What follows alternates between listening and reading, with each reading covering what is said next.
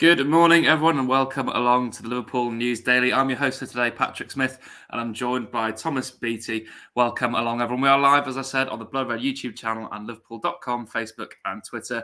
And as usual, has been the trend this week. We've got a few transfer rumours to talk through today. Yes, it's nearly that time when the show turns into the Liverpool Transfer Daily, although we're sort of doing one of those shows today for you. Well, let's begin then, shall we, with the main one. I think Ruben Neves is the main talk of today. He's been this multiple reports today that he's being touted with a summer switch to Anfield. Tom, we saw his last game at Molineux at the weekend. I don't know if you saw a match of the day, but he basically said goodbye to the fans. I think for this time, we've seen him say bye to those Wolves fans about 5 times, but I think this time is the one when he will leave. Now, there's links today reporting, that he's going to move to Liverpool. Do you think he'd suit the Liverpool midfield, and do you think he's the sort of midfielder they need? It's definitely an interesting link because obviously, Liverpool have been linked with Moises Nunes as well at Wolves here and there over the last few months, or even back to last summer. I think Neves is an interesting proposition, isn't he? He's obviously got a bit of an eye for goal, kind of long range strikes. And, he has got a bit of pedigree as well. Obviously, he came through in the Portuguese league, and he's kind of obviously played for Portugal as well. So, yeah, he's got a lot of quality, I think. I've always kind of thought he'd eventually end up maybe at Barcelona for some reason. There always seems to have been a kind of strength of links in that direction. But, yeah, like you say, it does seem to be this summer will be the one where he eventually does leave. But, yeah, it'd be interesting to see whether Liverpool just kind of go for other players who maybe feel are kind of more suited to Liverpool's system. And he's not kind of a name until now, I think, that's consistently been linked with the club.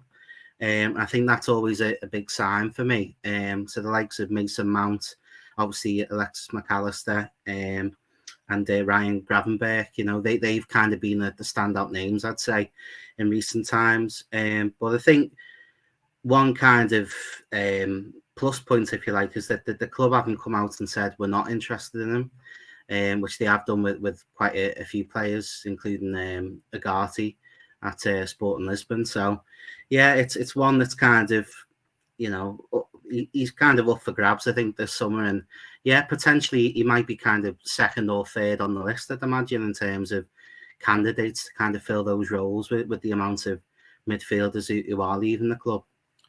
Yeah, I mean, I'm in agreement with. I think I've also got a 15-minute show to fill. So not rubbish a transfer rumour straight away, but I can just see him going somewhere like Barcelona, maybe somewhere in the Italian league. I think he's got the skill set. He's not exactly a quick player. He'll suit that slower style where he can, show his class on the ball. And he's got those great leadership skills, as you mentioned. I mean, he could be important in the dressing room with losing someone like James Milner. I mean, I think he was captain at Porto when he was 18, 19, moved to Wolves, became a captain there, through a championship season and obviously in the Premier League. He's definitely got it in him. But I think the main question fans will ask about Ruben Neves is, obviously, he plays predominantly as a number 6. Now, if you'd have asked us, even 3 months ago for the rest of the season, we'd have all said Liverpool need to sign a number 6. Fabinho's been terrible. But the form of Fabinho in the past, I think it's 9 unbeaten matches has been brilliant. Do you think they'll definitely be looking to sign a 6 now? Or do you think Fabinho's, almost proven his worth again? I think Klopp's always been a really flexible manager in that respect, I think. And I think he'd always want to give his existing players a chance.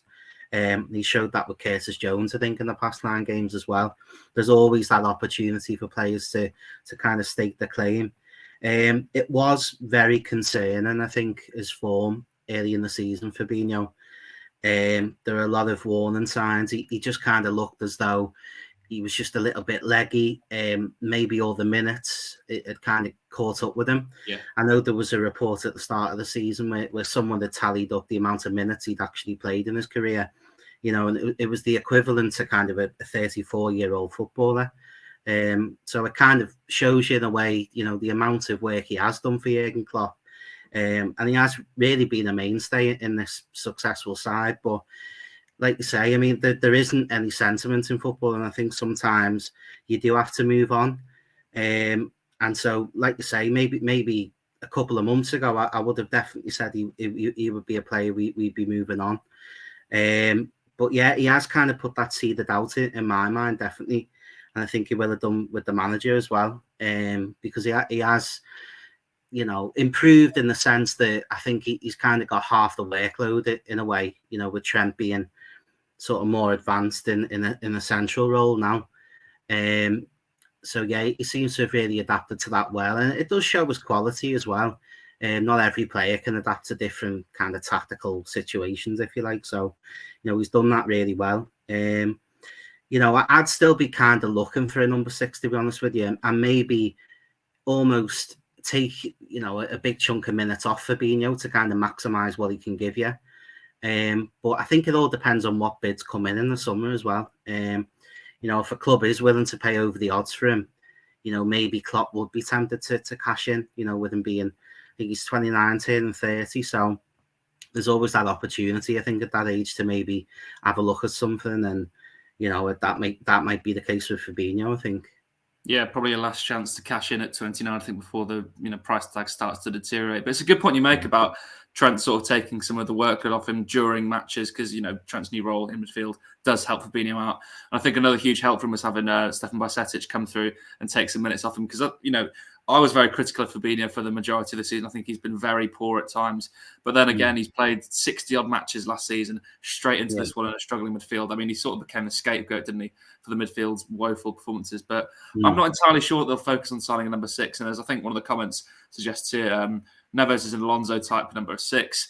Moves the ball well, can fire another long-range shot. I don't think he'd fit a Klopp midfield. And I completely agree with that. I mean, you need a big, click, leggy destroyer such as Fabinho rather than a silky playmaker in that number 6 role. But anyway, let's move on then, shall we, to another midfielder. I mean, this was the Jude Bellingham show for 6 months prior to Christmas. This will now become the Alexis Mac Allister show, I think, until hopefully Liverpool get that deal across the line.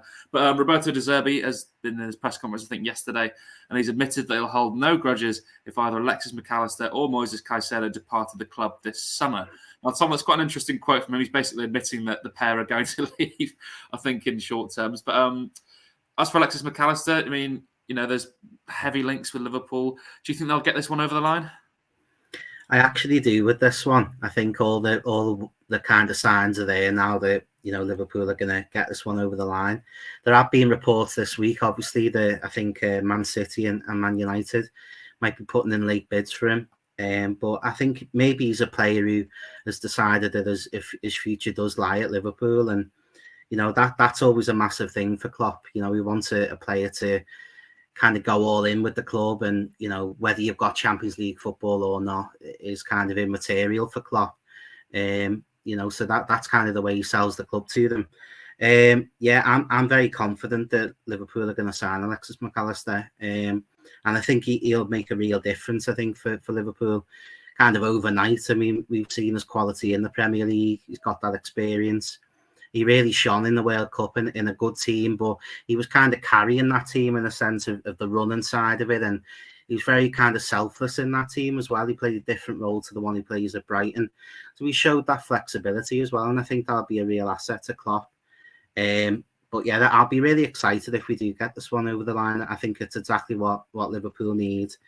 Whether it's him or Mason Mount, time will only tell.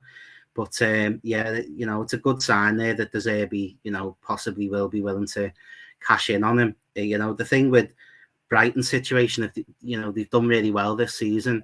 Liverpool have been in this situation before where, teams kind of higher up in the pecking order kind of come and cherry pick your players, and it's a tough blow for a club that.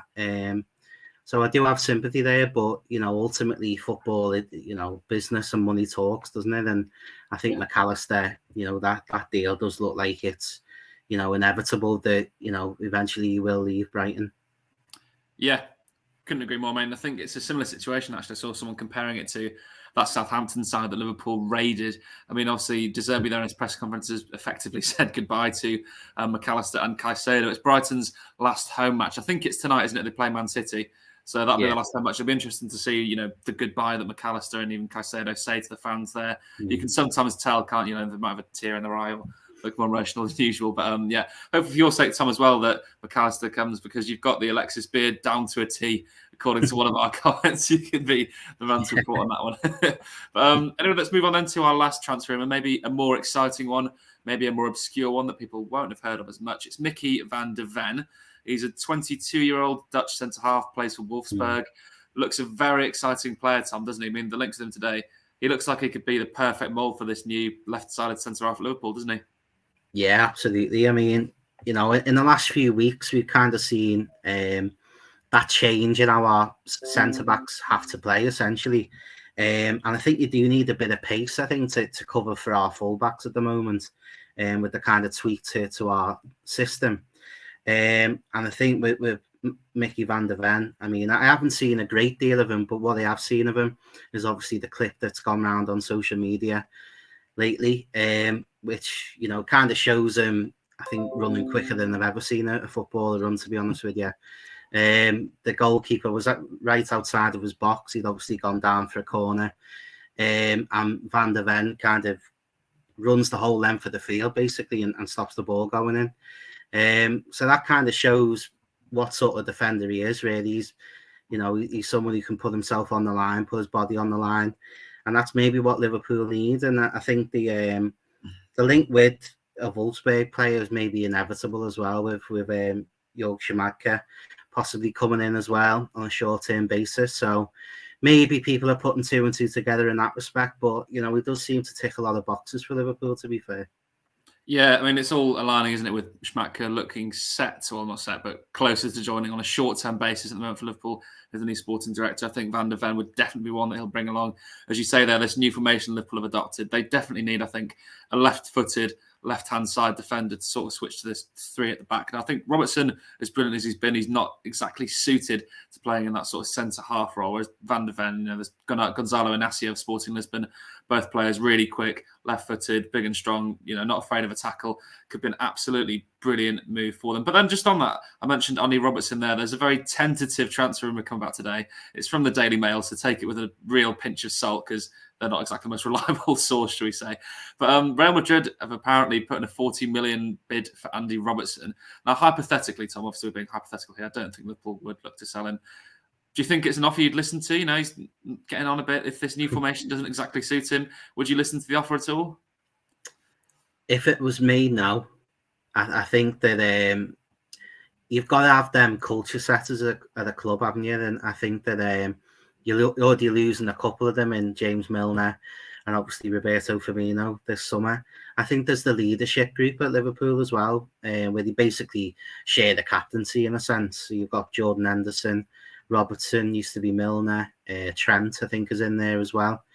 So I think keeping that band of players together, I think, is really important off the pitch for Liverpool.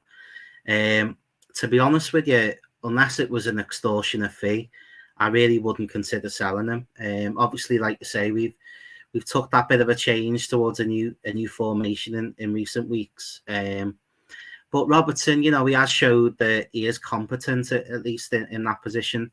Particularly against teams where you've got to break them down. I think he's a real asset because of his ability to pick out a cross and pick out a pass in the final third.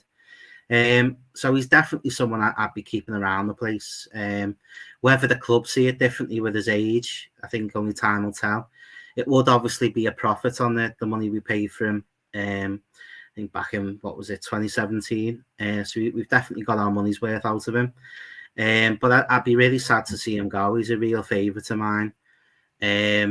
So yeah, it'd be a solid no for me. But yeah, possibly Klopp has other ideas. He knows, obviously, the purse strings that he's got this summer, the amount of money he's got at his disposal. And if he feels that, we can get value for money by selling him, possibly reinvesting it, it's up to him ultimately. But yeah, it wouldn't be something I'd be entertaining, I don't think. Yeah, I mean, it's a really interesting one, isn't it? Because, he's 29 now, obviously, he's not going to get any younger, but he's such an important player for Liverpool. And he, from the clips you see on social media from the Liverpool account, he seems like such a crucial part of the dressing room. He's really good crack by all accounts, isn't he? It's a player you really wouldn't lose, but 40 million, I think, is a bit of an insult from that transfer. I mean, it's a transfer rumour, of course. This is nothing serious, but I'd say double it and then we'll talk maybe. But yeah, we'll leave that one there anyway. A few interesting ones today. Then I think we've established that Ruben Neves is maybe not the midfielder for Liverpool. Alexis Mac Allister is hopefully one of those transfers that Liverpool sneak in and get done, the day the window opens. And Micky van der Ven, everyone, make sure you go and look at this clip on Twitter. Search Micky van der Ven, it'll come up because his pace is absolutely ridiculous. He's truly a player that would suit Jurgen Klopp and Liverpool at the moment. But for now, from from myself, Patrick Smith, and Tom Beattie, thank you very much for joining us on Liverpool News Daily. We're back again tomorrow with another morning bulletin for you.